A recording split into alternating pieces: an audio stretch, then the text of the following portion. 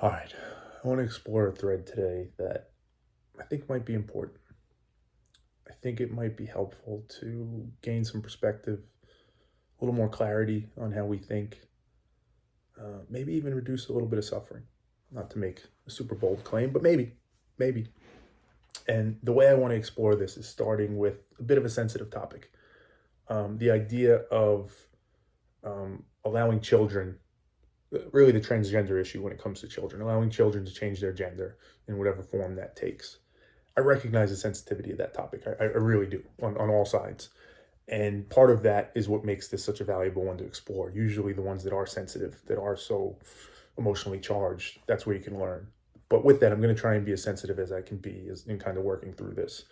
And I'm going to make some generalizations for the discussion. But again, I hope you understand. All right. So what are we looking at here? Why is this a good thread to go down? I think if you look at the kind of transgender debate, particularly for children in our country, at least in the US, the way it's often portrayed or perceived is that there's generally two schools of camp.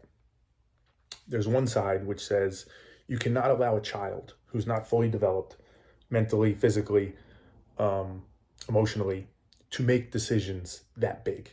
It is irresponsible, it's reckless, it's dangerous, frankly, for us to do that. You're doing perhaps permanent damage to a child emotionally, mentally, and physically by doing that. What if they're just not developed enough yet and they're making an irrational decision or a bad decision? What if the impact of giving them hormones or whatever surgeries, different things are going to impact them negatively for the rest of their lives? What if they're going to suffer in some way because we allow that to happen? We can't allow that suffering. We can't allow that child to suffer. Right? That's the one side. The other side, typically, generally, is very much concerned about that same suffering of a child, but they're looking at it differently. They're looking at it and saying, what about the suffering of forcing a child to be something they're not? What about the suffering that comes from being told and forced to live an identity that's not true to you? What about the mental, emotional, and perhaps even physical suffering that comes of that? For too long, we've seen that. We've seen kids being forced to, you have to fit into this box, you have to be just exactly this thing. The pain that causes. We have an opportunity to alleviate that, perhaps. We have to do it. We can't allow those children to keep suffering in that way. And you start to look at it, right? You strip down those arguments to their kind of bare bones, and you say it's about suffering. It's about both sides don't want to see children suffer. That's what it is. And that's important because it's very easy to assume that the reason that there's so much tension, anger, hate at times between these two sides is because their values are different, because they see the world differently, because their views are diametrically opposed. And I would argue, as we work through it, that is not the case. They are very much aligned on wanting to reduce suffering. That is the value. They don't want a child to have to suffer unnecessarily. The issue, the problem that causes the hate and the anger, the only logical conclusion I can come to is that it's about the approach that's being taken. It has nothing to do with the views or the values. People can disagree on views and values if their approach is right to the discussion. In this case, the approach seems to be an unwillingness to consider the other side, to actually make what you say matters most matter most, which is reducing suffering. If that's the goal, then you should be open to anything to get to that aim. Doesn't mean you will do anything, doesn't mean you're not skeptical and question and challenge, but you're open to it. That becomes the most important thing. And that approach, that unwillingness to be open, that unwillingness to consider the other side, that other perspective, that becomes the problem. And it becomes the problem in such a way where it has to force you to question, what do I really care about? Am I really okay with potentially perpetuating this problem, creating more suffering, or at least not alleviating suffering, because I'm unwilling to be open and to consider other sides? Oh, is that really the approach that we're comfortable taking? And I think a lot of people, when they first hear that, a natural reaction will be, which isn't completely, irrational, is the reason why I'm not willing, the reason why I'm so cemented in on my side, whichever side that is, it's a fear response. It's a fear of that side. But if they win, then that suffering is going to come, right? This fear that like there's true evil in the world. And if we let these few monsters win, what happens? How much suffering is there then? And listen, I get that. I get that sentiment of fear. I understand that. But firstly, you have to think about it. If you allow, let's even assume, if you allow those few monsters, whoever they might be, to allow you to accept an approach where you're unwilling to be open, you're unwilling to question, you're unwilling to challenge, well, then none of it matters anyway.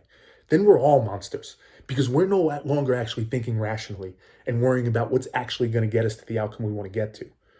We're just cemented into our side because we're afraid of the other side.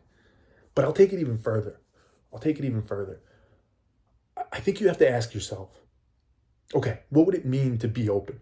What would it mean to change this approach, as I'm saying here, right? What would it mean to do this the right way? If you're saying it's going to reduce suffering, okay, what does that actually mean? What does that look like? Why am I not doing it now? Because there's really no risk to being open. There's really no risk to questioning, to challenging yourself and your perspective, to considering the fact that maybe if I really care about reducing suffering, maybe we do need to consider the psychological impact of feeling like you're a different identity than you were born with. What does that actually feel like? How much suffering does that cause? I need to consider that, and vice versa, right? What are the potential risks if that child is making the wrong decision and then they're stuck with it? Like, how much suffering? You have to be willing to do that, but it doesn't mean you have to change it. There's no risk to doing that questioning. There's no downside, in effect, to doing that questioning. It just gives you a broader perspective. It allows you to hopefully more efficiently, more optimally get to that goal of reducing suffering. So why not do it? Why not do it? Well, it's uncomfortable. It takes effort. It takes energy. It can force you to go places and ask questions about yourself and your views and your values that make you feel really uncomfortable, that make you feel like you're questioning some core aspects of who you are, what you know about the universe around you. And that's uncomfortable. It's not actually dangerous, as we just said, because just because you're questioning those things doesn't mean anything has to change. It doesn't have to translate into any action or change in beliefs. It's just opening yourself up to question it. So there's no real risk to it, but it is uncomfortable. It doesn't make us feel good. To which then you have to ask yourself the question, are you okay with that? Are you okay with the idea that you're willing to possibly go against the thing you said was most important, which is reduce suffering? What's more important, reducing that suffering or protecting yourself from some discomfort of asking yourself some hard questions? Because that's what it kind of boils down to when you really look at it. If what we're really talking about is reducing suffering, and you're saying, I need to do whatever it takes to help that child, to protect that child from unnecessary suffering, well, the thing that you need to do is question yourself and challenge yourself. That's the thing, or at least part of the thing that you need to do. That will help reduce that suffering in some way. And if you're not willing to do that, you have to ask yourself, are you okay with that? Are you okay with the idea that just the uncomfortableness of even considering, it makes me sick to even think about the idea of not letting a child change their identity if they want to, or vice versa, of allowing a child to do that at 10 years old. Makes me uncomfortable. Yeah, okay, but it may help reduce suffering. And isn't that what it's supposed to be about? Isn't that what it has to be about? Go back to those monsters we talked about before. If it's no longer about that, if it's no longer about actually reducing suffering, but it's more about protecting ourselves from that uncomfortable feeling, who's the monster?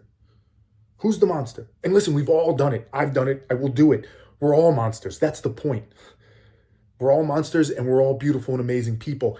It's our ability to recognize that what we're capable of, how this all can play out, and just question, challenge, entertain the idea that it might be different.